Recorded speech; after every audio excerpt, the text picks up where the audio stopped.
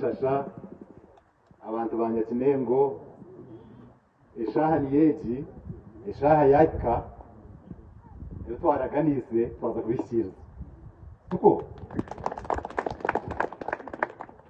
nizo barya sande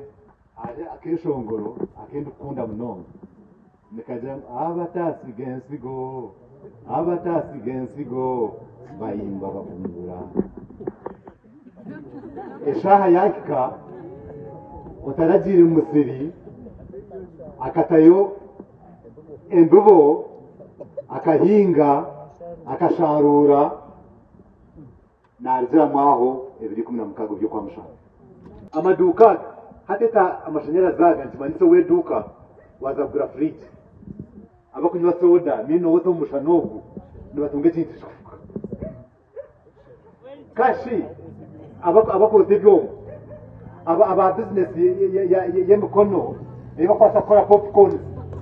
yaiza kuteka popcorn metro yataho ya umuyihangwe akakwata umuntu wa boda akatwara nyakinengo mu maduka akaguza akatungeta transformedia bagende bagirete hagire no nango nomwe wari idin speke kevi babiri serikali urikosa bla transformer ya milioni 20 akataho transport kujiha Kampala